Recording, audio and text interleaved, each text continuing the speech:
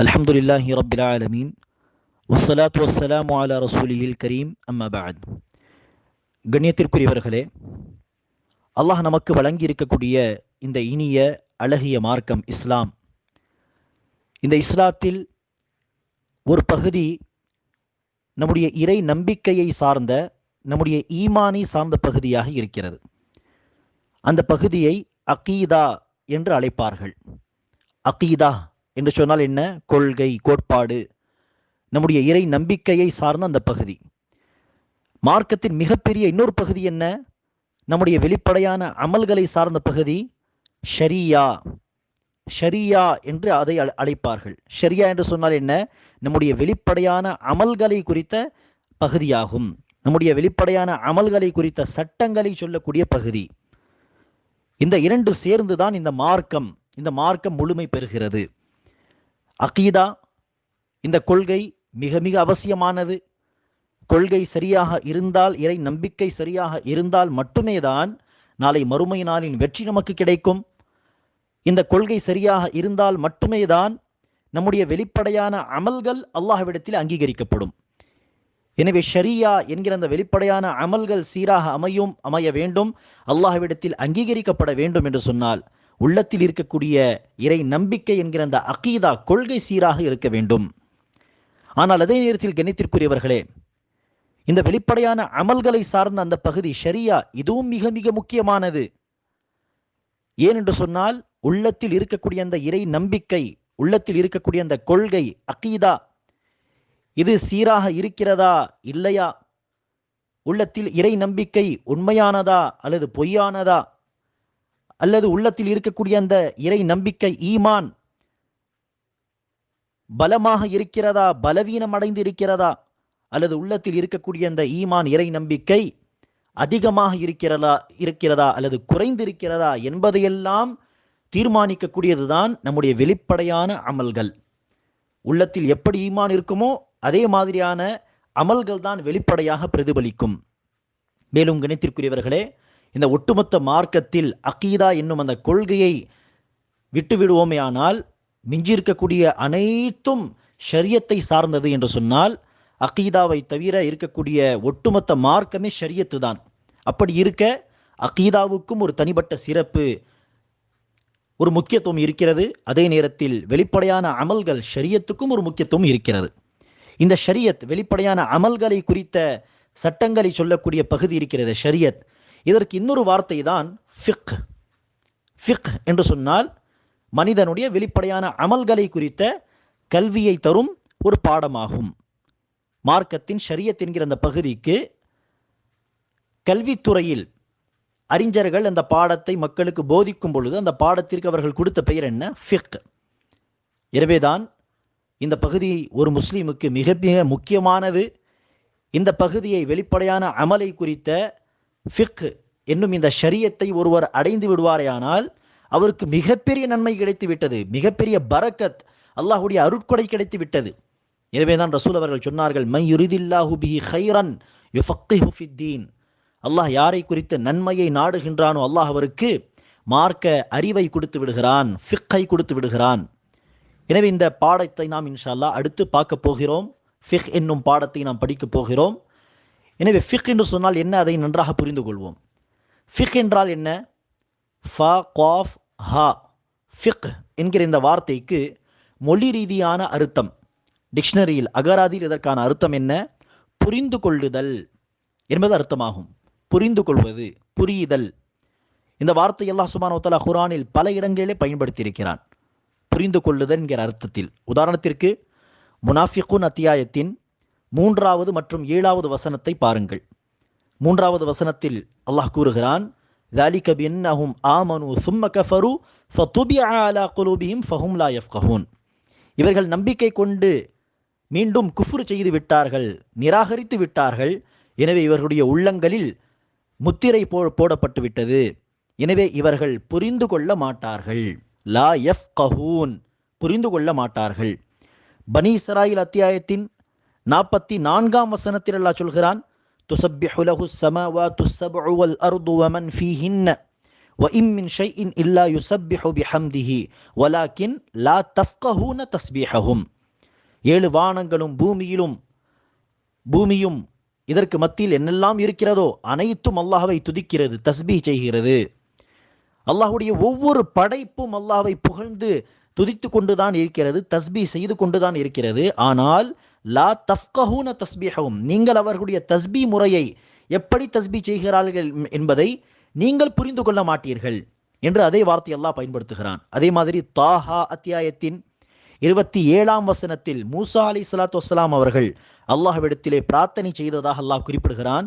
மூசா அலைஹிஸ்ஸலாத்து வஸ்ஸலாம் அவர்கள் பிரார்த்தனை செய்தார்கள், வஹ்லுல் உக்ததம் மின் லிசானி யஃப்கஹு கௌலி, நான் சொல்வதை ஃபிர்அவுன் புரிந்து கொள்ளும் பொருட்டு என் நாவின் முடிச்சுகளை அவிழ்த்து விடுவாயாக அல்லாஹ் என்று பிரார்த்தனை செய்தார்கள். எனவே மொழி ரீதியாக ஃபிக் என்று சொன்னால் புரிந்து கொள்ளுதல் என்பது அர்த்தமாகும். சரி, கல்வித்துறையில் ஃபிக் என்பதை ஒரு பாடமாக படிக்கிறோமே, அந்த பாடத்திற்கு என்ன அர்த்தம்? ஃபிக் என்கிற அந்த வார்த்தைக்கு கல்வித்துறையில் என்ன அர்த்தம் என்று சொன்னால், மஅரிஃபத்துல் அஹ்காமி ஷர்இய்யதி பி அதில்லத்திஹ தஃசீலியதி என்று சொல்வார்கள். என்ன அர்த்தம்? மார்க்க சட்டங்களை அதன் விரிவான ஆதாரங்களை கொண்டு புரிந்து கொள்ளுதல். மனிதனுடைய செயல்பாடுகளை குறித்த அந்த மார்க்க சட்டங்களை, எந்தெந்த அமலுக்கு அல்லாஹ் என்னென்ன சட்டங்களை சொல்லியிருக்கிறான் என்கிற அந்த மார்க்க சட்டங்களை விரிவான ஆதாரங்களை கொண்டு புரிந்து கொள்வதுதான் ஃபிக் என்கிற அந்த பாடத்திற்கு அர்த்தமாகும். இந்த அர்த்தத்தில் மார்க்க சட்டங்களை புரிந்து கொள்ளுதல் என்கிற இந்த அர்த்தத்திலும் குர்ஆனில் ஒரு இடத்தில் அல்லாஹ் சுப்ஹானஹு வ தஆலா இந்த ஃபிக் என்கிற வார்த்தையை பயன்படுத்துகிறான். தௌபா அத்தியாயத்தின் 122ஆம் வசனத்தில் அல்லாஹ் சொல்கிறான், ஃபலவுலா நஃபர மின் குல்லி ஃபிர்கத்தின் மின்ஹும் தாயிஃபத்துன் லியத்தஃபக்கஹு ஃபித்தீன். ஒவ்வொரு இடத்திலும் ஒவ்வொரு கூட்டத்திலும் ஒரு குழுவினர் தன் ஊரை விட்டு சென்று மார்க்க கல்வியை தேடி மார்க்க அறிவை பெற்று, ஃபிக் என்னும் அந்த மார்க்க அறிவை பெற்றுவிட்டு திரும்பி வந்து தன் ஊர் மக்களுக்கு, தன்னுடைய கூட்டத்தினருக்கு அச்சமூட்டி அவர்கள் எச்சரிக்கை செய்தால் நன்றாக இருக்கும் என்று அல்லாஹ் சொல்கிறான். எனவே ஃபிக் என்று சொன்னால் மார்க்க அறிவை, மார்க்க சட்டங்களை பெறுவது, மார்க்க சட்டங்களை புரிந்து கொள்வது. நபிகள் நாயகம் ஸல்லல்லாஹு அலைஹி வஸல்லம் அவர்கள் சொன்ன ஒரு ஹதீஸை இப்போது நாம் பார்த்தோம். அல்லாஹ் யாரை குறித்து நன்மையை நாடுகின்றானோ அவருக்கு அல்லாஹ் சுப்ஹானஹு வ தஆலா யுஃபக்கிஹு ஃபித்தீன், மார்க்கத்தின் புரிதலை, மார்க்க அறிவை அல்லாஹ் கொடுத்து விடுகிறான், ஃபிக்கை கொடுத்து விடுகிறான்.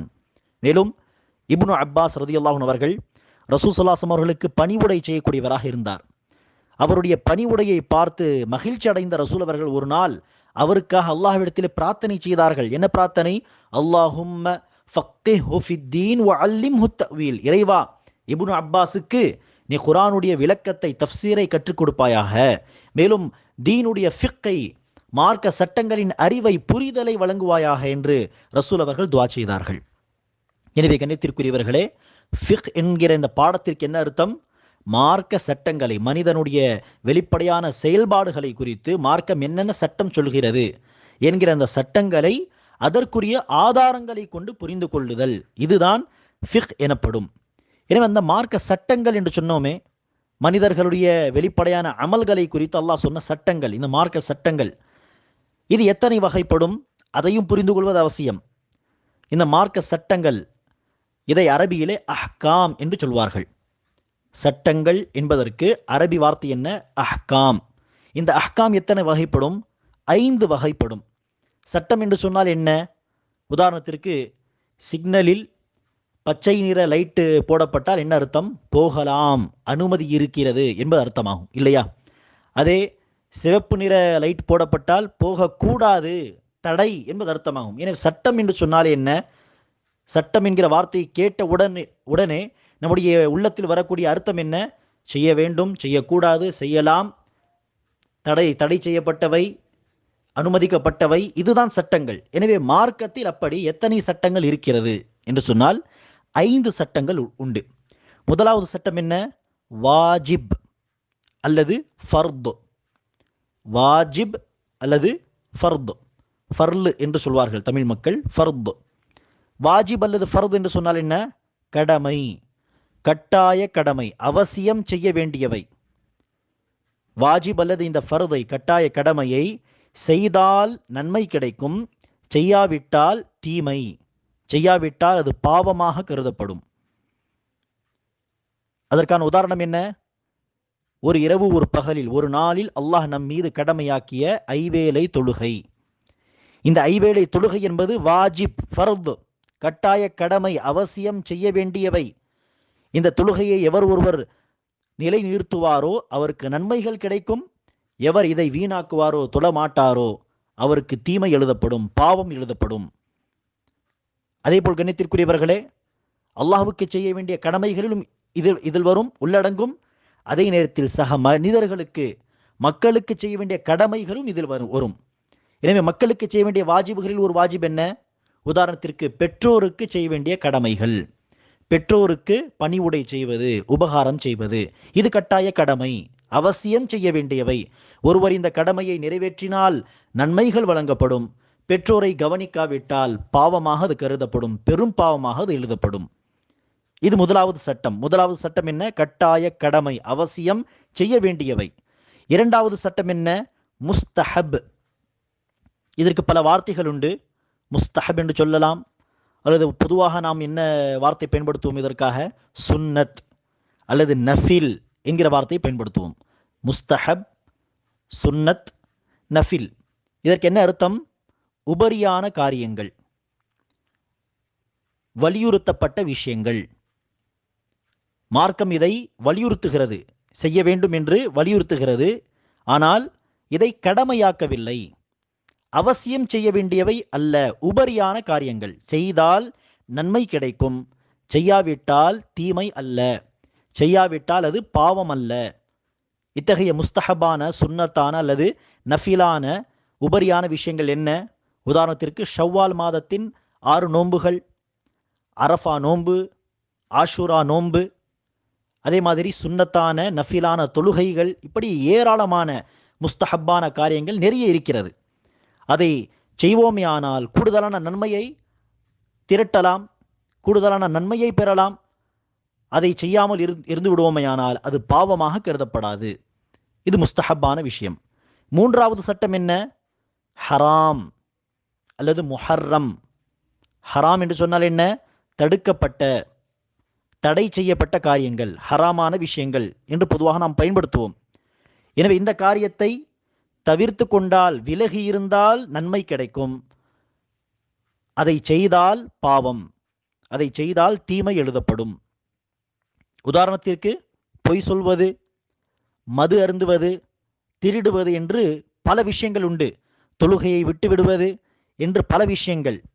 இது ஹராமான, தடை செய்யப்பட்ட காரியங்களாகும். இது மூன்றாவது சட்டம். நான்காவது சட்டம் என்ன? மக்ரூஹ். மக்ரூஹ் என்று சொன்னால் வெறுக்கத்தக்க.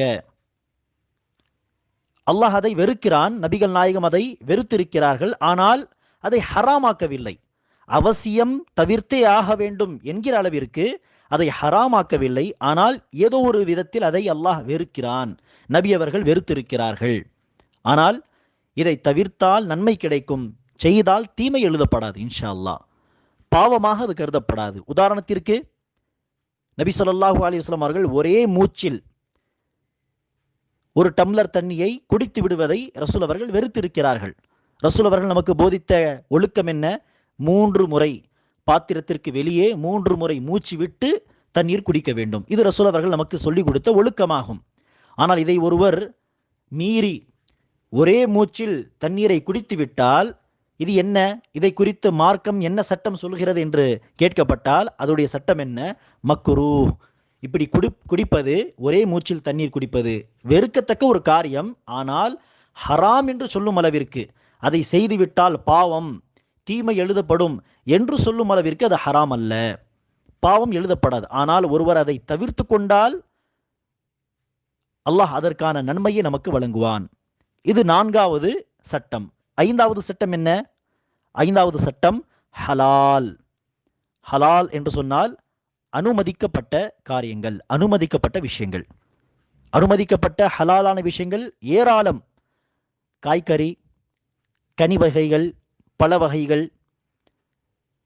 மேலும் அனுமதிக்கப்பட்ட விஷயங்களை உரையாடுவது, பேசுவது, தேவைப்பட்டால் தூங்குவது என்று பல விஷயங்கள் உண்டு ஹலாலான அனுமதிக்கப்பட்ட காரியங்கள். ஆனால் இந்த அனுமதிக்கப்பட்ட காரியங்களில் ஹலாலில் நன்மை தீமை என்கிற பேச்சிற்கு இடம் கிடையாது. இதுவரை பார்த்த 4 சட்டங்களில் நன்மை தீமைக்கான பேச்சு இருக்கிறது. வாஜிப் செய்தால் நன்மை, செய்யாவிட்டால் தீமை. அதற்கப்படி நேர்மாறாக ஹராம் தவிர்த்தால் விலகி இருந்தால் நன்மை, மீறி செய்துவிட்டால் குற்றம் கிடையாது. முஸ்தஹப் செய்தால் நன்மை, செய்யாவிட்டால் தீமை இல்லை. அதற்கு நேர்மாறாக மக்ரூஹ் விலகி இருந்தால் தவிர்த்தால் நன்மை, செய்தால் தீமை கிடையாது. இப்படி நன்மை தீமைக்கு அங்கு பேச்சு இருக்கிறது. ஆனால் ஹலால் அனுமதிக்கப்பட்ட விஷயத்தில் நன்மை தீமைக்கான பேச்சு கிடையாது. விரும்பினால் நீங்கள் செய்யலாம், உங்களுக்கு விருப்பம் இல்லையா விட்டுவிடலாம், பயன்படுத்தாமல் இருக்கலாம். செய்யக்கூடியவர்களுக்கு நன்மை கிடையாது, செய்யாமல் இருப்பவர்களுக்கு தீமை கிடையாது. அல்லது செய்பவர்களுக்கு தீமை அல்ல, செய்யாமல் இருக்கக்கூடியவர்களுக்கு நன்மை அல்ல. நன்மை தீமைக்கு இங்கு பேச்சு கிடையாது. எனவே இந்த ஹலாலான விஷயத்தில் என்ன சொல்ல முடியாது? நீங்கள் காய்கறி சாப்பிடக்கூடியவரா, உங்களுக்கு தீமை. நான் மாமிசம் சாப்பிடக்கூடியவன், அனுமதிக்கப்பட்ட மாமிசத்தை சாப்பிடக்கூடியவன், எனக்கு நன்மை. அல்லது காய்கறி சாப்பிடக்கூடியவர்களுக்கு நன்மை எழுதப்படும், மாமிசம் உண்ணக்கூடியவர்களுக்கு, அனுமதிக்கப்பட்ட மாமிசம் உண்ணக்கூடியவர்களுக்கு தீமை. இப்படி நன்மை தீமைக்கு இடம் கிடையாது. இதில் சிறந்தது கிடையாது என்கிற பேச்சுக்கும் இடம் கிடையாது. பிரியாணி சாப்பிடுவது சிறந்தது, ரசம் சாதம் சாப்பிடுவது அதற்கு கீழே உள்ள ஒரு விஷயம், அல்லது ரசம் சாதம் சாப்பிடுவது சிறந்தது, பிரியாணி சாப்பிடுவது சிறந்தது கிடையாது என்கிற பேச்சுக்கு இங்கு இடம் கிடையாது. அனுமதிக்கப்பட்ட பல விஷயங்கள் உண்டு. விருப்பம் உள்ளவர்கள் அதை செய்யலாம், உண்ணலாம், பருகலாம், பயன்படுத்தலாம். விருப்பம் இல்லையா விட்டுவிடலாம். இது 5 சட்டங்களாகும், மார்க்க சட்டங்கள். எனவே இந்த மார்க்க சட்டங்களை எவ்வாறு புரிந்து கொள்ள வேண்டும்? அதற்குரிய விரிவான ஆதாரங்களை கொண்டு. ஹராம், ஹலால், முஸ்தஹப், மக்ரூ என்று சட்டம் சொல்லக்கூடிய உரிமை யாருக்கு இருக்கிறது? அல்லாஹ்வுக்கு மட்டுமே தான். எனவே அல்லாஹ் சொன்ன அந்த சட்டங்களை எங்கிருந்து எடுக்க வேண்டும்? அந்த ஆதாரங்கள் என்ன? அந்த ஆதாரங்கள் என்னவென்று சொன்னால் மொத்தம் 4 ஆதாரங்கள். முதலாவது ஆதாரம் அல்லாஹ்வின் வேதம், குர்ஆன், கிதாப். எதற்காக குர்ஆன் அல்லது அல்லாஹ்வின் வேதம் ஆதாரமாக இருக்கிறது? சொல்ல வேண்டிய அவசியம் நமக்கு கிடையாது. முஸ்லிம்களாக நாம் இருக்கிறோம், நமக்கு அதில் சந்தேகமே கிடையாது. எனவே அதற்கான ஆதாரங்கள் இப்போது சொல்ல வேண்டிய அவசியம் நமக்கு இல்லை. இரண்டாவது, நபிகள் நாயகம் ஸல்லல்லாஹு அலைஹி வஸல்லம் அவர்களுடைய ஹதீஸுக்கு சுன்னா என்கிற வார்த்தையும் உண்டு. ரசூல் அவர்களுடைய ஹதீஸ், ரசூல் அவர்களுடைய வழி, சுன்னாவும் இஸ்லாமிய ஆதாரமாக இருக்கிறது. இதுவும் நமக்கு சந்தேகம் இல்லாத ஒரு விஷயம். ஆனால் ஹதீஸ் என்றால் என்ன, அதை புரிந்து கொள்வோம். ஹதீஸ் அல்லது சுன்னா என்று சொன்னால் 3 விஷயங்கள். நபிகள் நாயகம் ஸல்லல்லாஹு அலைஹி வஸல்லம் அவர்களின் சொல், இரண்டாவது ரசூல் அவர்களின் செயல், மூன்றாவது ரசூல் அவர்களுடைய அங்கீகாரம். ரசூலுடைய சொல் என்று சொன்னால் என்ன? உதாரணத்திற்கு ரசூல் அவர்கள் சொன்னார்கள், இன்னமல் அஅமாலு பின்னியாத், எண்ணங்களை பொறுத்தே அமல்கள், செயல்கள் அமையும். இது ரசூல் அவர்களுடைய சொல், ரசூல் சொன்ன ஒரு விஷயம். உதாரணத்திற்கு ரசூல் அவர்கள் சட்ட ரீதியான ஒரு விஷயத்தை சொல்லி இருக்கிறார். இன்னொரு ஹதீஸிலே ஒரு கையிலே தங்கத்தை எடுத்து இன்னொரு கையிலே பட்டை எடுத்து ரசூல் அவர்கள் சொன்னார்கள், இன்ன ஹாதைனி ஹராமுன் அலா துகூரி உம்மதி, இந்த இரண்டும், தங்கம் மற்றும் பட்டு, இந்த இரண்டும் என்னுடைய உம்மத்தின் ஆண்கள் மீது ஹராம், தடை செய்யப்பட்டவை. எனவே இது ரசூல் அவர்களுடைய சொல். இதை கொண்டு நம்மால் சட்டத்தை எடுக்க முடியும். அதே போல் கண்ணியத்திற்குரியவர்களே, இரண்டாவது என்ன? ரசூல் அவர்களுடைய செயல். உதாரணத்திற்கு சஹாபா பெருமக்கள் அறிவிப்பார்கள், நபிகள் நாயகம் ஸல்லல்லாஹு அலைஹி வஸல்லம் அவர்களை தொழுகையை ஆரம்பிக்கும் போது 2 கைகளை இப்படி உயர்த்துவதாக நான் பார்த்தேன். ரசூல் ஸல்லல்லாஹு அவர்களை இவ்வாறு வுது செய்வதாக நான் கண்டேன். இந்த மாதிரியான விஷயங்களை ரசூல் அவர்களை செய்வதாக பார்த்து சஹாபா பெருமக்கள் அறிவித்திருப்பார்களே, அந்த அனைத்தும் ரசூல் அவர்களுடைய செயல். மூன்றாவது என்ன சொன்னோம்? ரசூலுடைய அங்கீகாரம். அங்கீகாரம் என்று சொன்னால் என்ன? ரசூல் அவர்களுடைய முன்னிலையில் ஒரு சஹாபி ஒரு காரியத்தை செய்கிறார் அல்லது சில வார்த்தைகளை பயன்படுத்துகிறார். அதை பார்த்து அதை கேட்ட பிறகும் ரசூல் அவர்கள் அவர்களை தடுக்கவில்லை, மாறாக மௌனமாக இருந்தார்கள் அல்லது பாராட்டினார்கள். மௌனமாக இருந்தாலும் சரி, அல்லது அந்த காரியத்தை செய்வதாக பார்த்த நபிகள் நாயகம் ஸல்லல்லாஹு அலைஹி வஸல்லம் அவர்கள் அந்த சஹாபியை பாராட்டினாலும் சரி, இது ரசூலுடைய அங்கீகாரமாக கருதப்படும். அங்கீகாரம் என்று சொன்னால் என்ன? அந்த காரியத்தை நாமும் செய்யலாம், அடுத்து வரக்கூடிய முஸ்லிம்களும் இந்த காரியத்தை செய்யலாம், எப்படி அந்த சஹாபி செய்தாரோ. ஏனெனில் அது தவறாக இருந்தால் ரசூல் அவர்கள் என்ன செய்வார்கள்? நிச்சயமாக கண்டிப்பார்கள், தடுக்க செய்வார்கள். நீங்கள் செய்தது தவறு, இப்படி செய்ய வேண்டாம் என்று ரசூல் அவர்கள் சொல்வார்கள். இப்படிப்பட்ட பல ஹதீசுகள் உண்டு. ஆனால் ரசூல் அவர்கள் தடுக்கவில்லை என்று சொன்னால் என்ன அர்த்தம்? மார்க்கத்தில் அதற்கு அனுமதி இருக்கிறது. எனவே ரசூலுடைய அங்கீகாரம் கிடைத்து விட்டது, ரசூலுடைய அப்ரூவல் கிடைத்து விட்டது. எனவே ஹதீஸ் அல்லது சுன்னா என்று சொன்னால் 3 விஷயங்கள்: ரசூலுடைய சொல், செயல், அங்கீகாரம். எனவே முதலாவது ஆதாரம் என்ன? அல்லாஹ்வின் வேதம். அல்லாஹ்வின் வேதத்தை படித்து அங்கிருந்து ஹராம், ஹலால், முஸ்தஹப், மக்ரு என்கிற சட்டங்களை நாம் எடுப்போம். அதேபோல் ரசூலுடைய ஹதீஸுகள், ரசூலுடைய சொல், செயல், அங்கீகாரத்திலிருந்து ஹராம், ஹலால், மக்ரு, முஸ்தஹப் என்கிற சட்டங்களை நாம் எடுப்போம். அதே போல் 3வது ஆதாரம் என்ன? இஜ்மா. இஜ்மா என்று சொன்னால் என்ன? உம்மத்தில் இருக்கக்கூடிய எல்லா அறிஞர்களுடைய, ஒட்டுமொத்த அறிஞர்களின், உலமாக்களின் ஒருமித்த கருத்து. எல்லோரும் ஒன்று சேர்ந்து ஒரே ஒரு சட்டத்தை சொல்கிறார்கள். எல்லோரும் சேர்ந்து, உதாரணத்திற்கு சிகரெட், இதை ஹராம் என்று சொல்லிவிட்டால் யாரும் கருத்து வேறுபாடு கொள்ளவில்லை. உதாரணத்திற்கு யாரும் அதை மக்ரு என்று சொல்லவில்லை, ஹலால் என்று சொல்லவில்லை. எல்லோருமாக சேர்ந்து ஹராம் என்று சொல்லிவிட்டால் அது இஜ்மா. அதை பின்பற்றுவது கட்டாய கடமை. இஜ்மா என்று சொன்னால் ஒருமித்த கருத்து. அதில் 2வது கருத்தை இருக்காது, கருத்து வேறுபாடு இருக்காது. எல்லா அறிஞர்களும் சேர்ந்து ஒரு விஷயத்தை ஹலால் என்று சொன்னால், எல்லோரும் சேர்ந்து ஒரு விஷயத்தை ஹராம் என்று சொல்லிவிட்டால், எல்லோரும் சேர்ந்து ஒரு காரியத்தை வாஜிப் என்று சொல்லிவிட்டால் அது ஒரு அடிப்படை ஆதாரமாக கருதப்படும். இஜ்மா எதற்காக ஆதாரம்? குர்ஆன், ஹதீஸ் ஆதாரம். இதில் நமக்கு சந்தேகமே இல்லை. இதில் 2வது கருத்தை இருக்க முடியாது. இருந்தால் அவன் காஃபிராக கருதப்படுவான். குர்ஆன், ஹதீஸை நான் எதற்காக ஆதாரமாக எடுத்துக்கொள்ள வேண்டும் என்று சொன்னால் அவன் இஸ்லாத்தை விட்டு வெளியேறி விடுவான். எனவே அந்த 2ஐ குறித்து சந்தேகமே இல்லை. ஆனால் இஜ்மா, உலமா பெருமக்களுடைய ஒருமித்த கருத்து, இதை ஏன் ஆதாரமாக எடுத்துக்கொள்ள வேண்டும்? இதற்கான ஆதாரம் என்ன என்பதை நாம் புரிந்து கொள்ள கடமைப்பட்டிருக்கிறோம். இஜ்மா ஆதாரம் ஏன் என்று சொன்னால் குர்ஆன், ஹதீஸில் அதற்கான ஆதாரம் உண்டு. உதாரணத்திற்கு குர்ஆனிலே நிசா அத்தியாயத்தின் ஒரு வசனத்தில் அல்லாஹ் சொல்கிறான், உமை யுஷாக்கிகுர் ரசூல மின் பஅதி மா தபய்யன லஹுல் ஹுதா வயத்தபிஅ கைர சபீலில் முஃமினீன நுவல்லிஹி மா தவல்லா வனுஸ்லிஹி ஜஹன்னம் வஸாஅத் மஸீரா. இவர் ஒருவர் நேர்வழி, ஹிதாயத் என்ன என்று வெளிப்படையாக வந்த பிறகும், வெளிப்பட்ட பிறகும் ரசூலுக்கு மாறு செய்கிறாரோ, அவர் செய்த ஒரு குற்றம் என்ன? ரசூலுக்கு மாறு செய்வது. 2வது வயத்தபிஅ கைர சபீலில் முஃமினீன், நம்பிக்கை கொண்டவர்களுடைய வழியை விட்டுவிட்டு பிறருடைய வழியை பின்பற்றுகிறாரோ அவன் நரகத்தில் புகுவான் என்று அல்லாஹ் சொல்கிறான், எச்சரிக்கை செய்கிறான். எனவே இந்த வசனத்தில் கவனிக்க வேண்டிய ஒரு பகுதி என்ன? மூமினீன்களுடைய வழியை விட்டு பிறரை பின்பற்றுவது. எனவே ஒட்டுமொத்த மூமினீன்களை வழிநடத்தக்கூடிய ஒட்டுமொத்த உலமாக்கள் ஒரு விஷயத்தை சொல்ல, அந்த விஷயத்தை விட்டுவிட்டு இன்னொரு வழியை தேர்ந்தெடுத்தால் அது தவறு. அதேபோல் கணித்திற்குரியவர்களே, இன்னும் தெளிவான ஒரு ஆதாரம் ஹதீஸிலிருந்து, திருமிதி என்னும் ஹதீஸ் நூலின் 2167 ஹதீஸ், ஹதீஸ் நம்பர் 2167, திருமிதி என்கிற நூலில் ரசூல் அவர்கள் குறிப்பிடுகிறார், லா யஜ்மஉல்லாஹு உம்மதி அலா தலாலத்தின். சில அறிவிப்புகளில் லா தஜ்தமிஉ உம்மதி அலா தலாலத்தின், என்னுடைய உம்மத், என்னுடைய சமூகம் வழிகேட்டில் ஒன்று கூடாது, ஒன்று சேராது. அல்லது அல்லாஹ் சுப்ஹானஹு வ தஆலா என்னுடைய சமூகத்தை, முஸ்லிம் உம்மாவை வழிகேட்டில் ஒன்று சேர்க்க மாட்டான். இந்த ஹதீஸுக்கு அப்படியே ஆப்போசிட்டான அர்த்தம் என்ன? நேர்மாறான அர்த்தம் என்ன?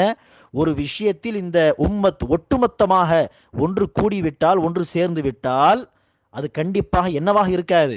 வழிகேடாக இருக்காது. ஏனெனில் ரசூல் அவர்கள் உத்திரவாதம் கொடுத்திருக்கிறார்கள். தனிப்பட்ட அறிஞர்களை குறித்து ரசூல் அவர்கள் உத்திரவாதம் தரவில்லை. ரசூல் அவர்கள் தவறு செய்ய மாட்டார்கள், மார்க்க விஷயத்திலே தப்பான தீர்ப்பை வழங்க மாட்டார்கள், தப்பான சட்டத்தை சொல்ல மாட்டார்கள். ஆனால் ரசூல் அவர்களுக்கு பிறகு எந்த ஆலிமாக, எந்த இமாமாக இருந்தாலும் சரி, அவர்கள் கொடுக்கக்கூடிய ஃபத்வா சில சமயம் தவறான ஃபத்வாவாக இருக்கலாம். தெரியாமல் தப்பான சட்டத்தை அவர்கள் சொல்லிவிடக்கூடும். ஆனால் ரசூல் ஸல்லல்லாஹு அலைஹி வஸல்லம் அவர்கள் ஒட்டுமொத்த உலமாக்களை குறித்து, ஒட்டுமொத்த சமூகத்தை குறித்து இந்த உத்தரவாதத்தை தந்திருக்கிறார். ஒட்டுமொத்த சமுதாயம் என்ன செய்யாது? ஒருபோதும் வழிகேட்டில் ஒன்று கூடாது. இது ரசூல் அவர்கள் கொடுத்த உத்திரவாதமாகும், ரசூல் கொடுத்த கேரண்டி ஆகும். எனவே இந்த ஹதீஸ் மற்றும் சில வசனங்களின் அடிப்படையில் தான் ஒட்டுமொத்த கருத்தை உலமா பெருமக்கள் எடுத்த ஒற்றுமையான அந்த முடிவை அடிப்படை ஆதாரமாக கருதுகிறோம். ஆனால் கணித்திற்குரியவர்களே, இந்த இடத்தில் ஒரு விஷயத்தை புரிந்து கொள்ள வேண்டும். இஜ்மா என்று சொன்னால் ஒருமித்த கருத்து தானே தவிர பலர் சொன்ன கருத்து அல்ல. பெரும்பான்மையினர் சொன்ன கருத்தை இஜ்மா என்று சொல்ல முடியாது. அதை பின்பற்றுவது கட்டாய கடமையும் கிடையாது. ஏனெனில் சில சமயம் பெரும்பான்மையினர்கள் சொன்ன முடிவு தப்பாக இருக்க வாய்ப்பு இருக்கிறது. சில அறிஞர்கள் சொன்ன முடிவு, சில அறிஞர்கள் சொன்ன ஃபத்வா சரியாக இருக்க வாய்ப்பு இருக்கிறது. குர்ஆன் ஹதீஸுக்கு நெருக்கமான ஃபத்வாவாக இருக்க வாய்ப்பு இருக்கிறது. எனவே தான் கணித்திருக்கிறவர்களே, பெரும்பான்மையினர்கள் எதை பின்பற்றுகிறார்களோ அதை ஆதாரமாக பார்க்க கூடாது. இது சம்பந்தமாக நீங்கள் யூசுப் அத்தியாயத்தின் 103 வசனத்தையும் அன்ஆம் அத்தியாயத்தின் 116 வசனத்தையும் எடுத்து பாருங்கள். பெரும்பான்மையினர்கள் பின்பற்றுவது சத்தியம் என்று கருதக்கூடியவர்கள், அவர்கள் சொல்லக்கூடிய அந்த கருத்து சரியான கருத்து அல்ல. ஆம், ஒருமித்த கருத்து, அறிஞர்கள் யாவரும் சேர்ந்து ஒரே விஷயத்தை சொன்னால், ஒன்று கூடிவிட்டால் இஜ்மா என்று அது கருதப்படும். இஜ்மா என்பது இன்ஷா அல்லாஹ் ஒரு அடிப்படை ஆதாரமாக இருக்கிறது குர்ஆன் ஹதீஸின் அடிப்படையில். 4வது ஆதாரம் என்ன? கியாஸ். கியாஸ் என்று சொன்னால் அளந்து பார்த்தல், கணித்தல் என்பது அர்த்தமாகும். இதற்கு என்ன அர்த்தம்? நவீன பிரச்சனைகள் வந்தால் அந்த பிரச்சனைகளை குறித்து நேரடியாக குர்ஆன் ஹதீஸில் ஆதாரம் கிடைக்காவிட்டாலும் அது போன்ற விஷயங்களை குறித்து குர்ஆன் ஹதீஸில் சட்டங்கள் சொல்லப்பட்டிருக்கும். எனவே அந்த சட்டத்தை வைத்து நவீன விஷயங்களை புரிந்து கொள்வது, நவீன விஷயங்களுக்கு சட்டம் சொல்வது, இதுதான் கியாஸ் என்று சொல்லப்படும். உதாரணத்திற்கு மது ஹராம் என்று சொல்லப்பட்டிருக்கிறது குர்ஆனிலும் ஹதீஸிலும். ரசூல் அவர்கள் சொன்னார்கள், குல்லு முஸ்கிரின் ஹராம், போதை ஏற்படுத்தக்கூடிய ஒவ்வொன்றும் ஹராம். எனவே மது குறித்து சட்டம் சொல்லப்பட்டிருக்கிறது, அது ஹராம் என்கிற சட்டம். ஆனால் இப்போது நவீன பிரச்சனைகள் வருகிறதே, நவீன போதை ஏற்படுத்தக்கூடிய விஷயங்கள், ட்ரக்ஸ், அஃபீம், இந்த மாதிரியான விஷயங்கள், பிரவுன் சுகர், இதை குறித்து நேரடியாக ஆதாரத்தை எடுக்க முடியாவிட்டாலும் போதை ஏற்படுத்தக்கூடிய ஒவ்வொன்றும் ஹராம் என்று இஸ்லாம் சொல்கிறது. மது ஹராம் என்று சொல்கிறது. மது ஏன் ஹராமாக்கப்பட்டு இருக்கிறது? ஏனெனில் அதில் போதை இருக்கிறது. எனவே அதே காரணம் தானே இந்த விஷயத்திலும் காணப்படுகிறது. இந்த நவீன ட்ரக்ஸிலும் நவீன போதைப் பொருட்களிலும் அதே காரணம் தானே பார்க்கிறோம். எனவே அல்லாஹ் அந்த காரணத்தின் அடிப்படையில் போதையை ஹராமாக்குகிறான், அந்த மதுவை ஹராமாக்குகிறான் என்று சொன்னால் போதை ஏற்படுத்தக்கூடிய இந்த நவீன விஷயங்களும் ஹராமாக தான் இருக்க வேண்டும். எனவே இதை தான் கியாஸ், அளந்து பார்த்தல், கணித்து ஒரு சட்டத்தை சொல்லுதல் என்பது சொல்லப்படும். எனவே அந்த காலத்தில் சூதாட்டம் என்று ஒன்று இருந்திருக்கும். ஆனால் இன்று நவீன சூதாட்டம் பார்ப்பதற்கு அதற்கு சூதாட்டமாக ஒரு விளையாட்டாக இருக்காது, வேறு விஷயமாகவே இருக்கும், ஒரு பிசினஸ் மாதிரி தெரியும். ஆனால் சூதாட்டம் என்கிற அந்த விஷயம் அதில் காணப்பட்டால் அதையும் ஹராம் என்று தான் சொல்வார்கள். எனவே கியாஸின் அடிப்படையில் இப்படி பல விஷயங்கள் உண்டு. இதை ரசூல் அவர்கள் நமக்கு கற்றுத்தந்திருக்கிறார்கள், கியாஸ் செய்வது. உதாரணத்திற்கு புகாரி முஸ்லிமின் அறிவிப்பில் ஒரு பெண்மணியோ அல்லது ஒரு சஹாபி, ஒரு ஆண் வந்து ரசூலிடத்திலே கேட்கிறார்கள், யா ரசூலல்லாஹ், என் தாயார் அவர்கள் மீது ஒரு மாதத்தின் நோன்புகள் கடமையாக இருந்த நிலையில் இறந்து விட்டார்கள்.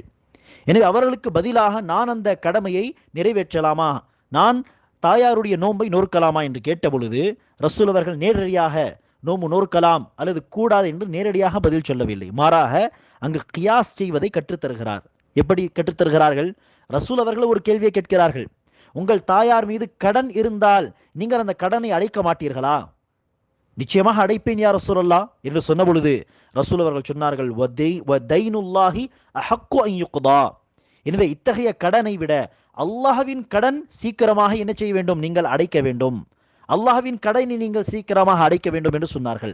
எனவே இந்த கடனை வைத்து நோன்பு என்கிற கடனை ரசூல் அவர்கள் புரிய வைத்தார்கள். இதுதான் கியாஸ், ஒரு விஷயத்தை வைத்து, அந்த சட்டத்தை வைத்து நவீன விஷயத்தை புரிந்து கொள்வது. எனவே இப்படி கியாஸின் அடிப்படையிலும் பல சட்டங்களை புரிந்து கொள்ளலாம், நவீன பிரச்சனைகளுக்கான தீர்ப்பை பார்க்கலாம். எனவே கணித்திருக்கிறவர்களே, ஃபிக் என்கிற அந்த பாடத்தில் நாம் பார்க்கக்கூடியது என்ன? மனிதர்களுடைய வெளிப்படையான அமல்களை குறித்த சட்டங்களை, அதற்குரிய தெளிவான ஆதாரங்களை, விரிவான ஆதாரங்களை கொண்டு புரிந்து கொள்ளுதல். எனவே இந்த சட்டங்கள் ஒன்று அல்லாஹ்வுக்கு செய்ய வேண்டிய கடமைகள் சார்ந்த, இபாதத்துகள் சார்ந்த சட்டங்களாக இருக்கும். அதை ஃபிக்ஹுல் இபாதாத் என்று சொல்வார்கள், இபாதத்துகள் குறித்த சட்டங்கள். இன்னொன்று என்ன?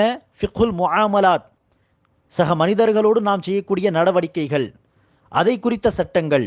அதில் ஒரு குடும்பம் சம்பந்தப்பட்ட சட்டங்கள், நிக்காவுடைய சட்டங்கள், தலாக்குடைய சட்டங்கள், அல்லது யாருக்கு என்னென்ன உரிமை கடமைகளை செய்ய வேண்டும் என்கிற சட்டங்கள் எல்லாம் ஒரு பக்கம். அதே மாதிரி வியாபாரம் சம்பந்தப்பட்ட சட்டங்கள், அதேபோல் குற்றங்கள், எந்தெந்த குற்றத்திற்கு என்ன தண்டனை வழங்குவது என்று குற்றம் சம்பந்தப்பட்ட சட்டங்கள்.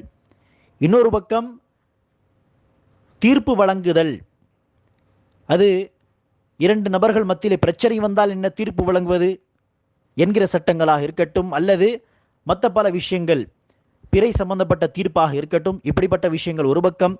அதே மாதிரி ஒரு இஸ்லாமிய ஸ்டேட், இஸ்லாமிய ஆட்சி என்று இருந்தால் அந்த ஆட்சியில் இருக்கக்கூடியவர்கள் என்னென்ன விஷயங்களை எல்லாம் பேண வேண்டும் என்கிற சட்டங்கள் என்று ஒரு பக்கம். அல்லாஹ்வுக்கு செய்ய வேண்டிய இபாதத்துகள் குறித்த சட்டங்கள் இன்னொரு பக்கம். சக மனிதர்களோடு எப்படி நடவடிக்கைகளை மேற்கொள்ள வேண்டும் என்கிற சட்டங்கள் என்று ஒட்டுமொத்த மனிதனுடைய வாழ்க்கையை உள்ளடக்கிய ஒரு பாடமாக இந்த ஃபிக்ஹ் என்கிற பாடம் இருக்கிறது.